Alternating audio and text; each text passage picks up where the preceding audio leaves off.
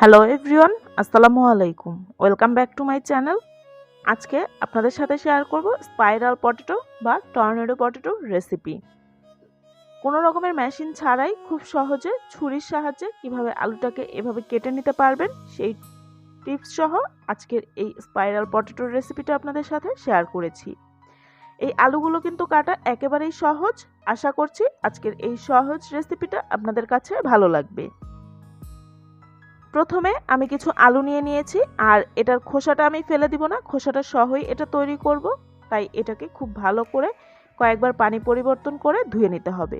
যখন এরকম পানিটা স্বচ্ছ থাকবে আর আলুর গায়েও কোনো ময়লা থাকবে না, ওই পর্যায়ে আমি আলুর মধ্যে সাসলিকের যে কাঠিগুলো থাকে সেগুলো আমি ঢুকিয়ে নিচ্ছি। আর আমি এখানে রেগুলার বা নর্মাল যে সাসলিকের ছোট সাইজের কাঠিগুলো পাওয়া যায় সেটাকেই ব্যবহার করেছি, তবে আপনারা চাইলে কিন্তু বড়টাও ব্যবহার করতে পারেন। তবে এই ছোট কাঠিগুলো ব্যবহার করলে ভাজতে কিন্তু বেশ সুবিধা হয়, যেহেতু দোকানে করে আর ওনাদের ভাজার পাত্রটাও অনেক বড়, কিন্তু আমাদের সবার বাসায় ওইরকম বড় পাত্র নাও থাকতে পারে। তাই এরকম ছোট সাইজের কাঠি ব্যবহার করলে যে কোনো পাত্রেই খুব সহজভাবে ভেজে নেওয়া যাবে। এরপরে ছুরিটা ঠিক কাঠির গায়ে লাগানো থাকবে, ছুরিটাকে কখনোই ওঠানো যাবে না, কাঠির সাথে একদম লেগে থাকবে। এরপরে ছুরিটাকে নাড়ানোর কোনো দরকার নেই, আলুটাকে এভাবে ঘুরিয়ে ঘুরিয়ে কাটতে হবে। আর কোন সাইড থেকে কিভাবে কাটছি দেখতেই পাচ্ছেন। প্রথম দুই একটা কাটতে হয়তোবা একটু অসুবিধা হতে পারে, কিন্তু দুই একটা কাটার পরে দেখবেন এমনিতেই খুব সহজভাবে কাজটা আপনি করে নিতে পারছেন।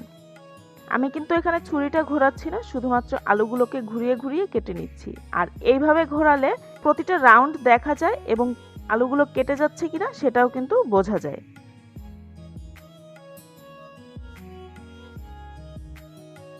এভাবে ঘুরিয়ে ঘুরিয়ে সম্পূর্ণ আলুটাকে আমি কেটে নিয়েছি।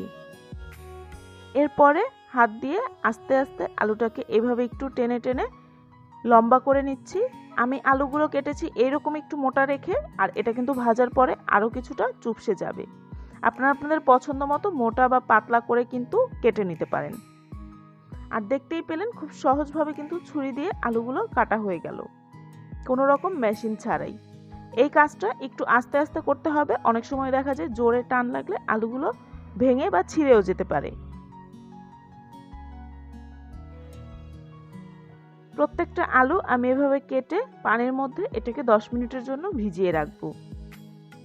অন্যদিকে একটা মিক্সিং বোলের মধ্যে নিয়ে নিচ্ছি মেজারমেন্ট কাপের হাফ কাপ পরিমাণ ময়দা, দিয়ে দিচ্ছি 1/4 কাপ পরিমাণ কর্নফ্লাওয়ার। কর্নফ্লাওয়ারটা অবশ্যই ব্যবহার করার চেষ্টা করবেন, এতে করে আলুটা বেশ ক্রিস্পি হবে। আধা টেবিল চামচের মতো দিয়ে দিয়েছি মরিচের গুঁড়া, সেই সাথে হাফ চা চামচ দিয়ে দিয়েছি ভাজা জিরার গুঁড়া, হাফ চা চামচ দিয়ে দিচ্ছি ধনিয়ার গুঁড়া। আমি একটু স্পাইসি করে তৈরি করব, তাই মরিচের গুঁড়াটা একটু বেশি ব্যবহার করেছি, আপনারা নিজেদের টেস্ট অনুযায়ী ব্যবহার করবেন।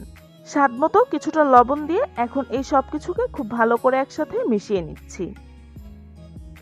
এরপরে রুমের স্বাভাবিক তাপমাত্রায় পানি দিয়ে ব্যাটারটা তৈরি করে নেব। আর পানিটা একবারে অতিরিক্ত না দিয়ে অল্প অল্প করে দিয়ে ব্যাটারটা তৈরি করে নিতে হবে। ব্যাটারের ঘনত্বটা ঠিক এরকম হবে, খুব বেশি পাতলা বা অতিরিক্ত গাঢ়ও কিন্তু করা যাবে না। এখন এর মধ্যে আলুগুলো দিয়ে মশলাটাকে খুব ভালো করে লাগিয়ে নিচ্ছি।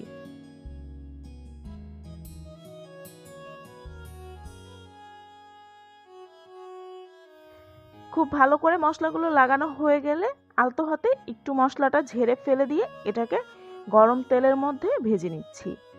মিডিয়াম হিটে তেলটা গরম হয়ে আসলে আলুগুলো এর মধ্যে দিয়ে দিচ্ছি। এক পাশ যখন কিছুটা হয়ে যাবে ওই পর্যায়ে উল্টে নিচ্ছি। দেওয়ার পরে কিন্তু বারবার উল্টাতে যাবে না, সেক্ষেত্রে দেখা যাবে আলুগুলো ভেঙে যেতে পারে। যখন প্রতি পাশ এরকম সুন্দর কালার চলে আসবে, ক্রিস্পি হবে, ওই পর্যায়ে এগুলোকে তেল ঝরিয়ে উঠিয়ে নিচ্ছি।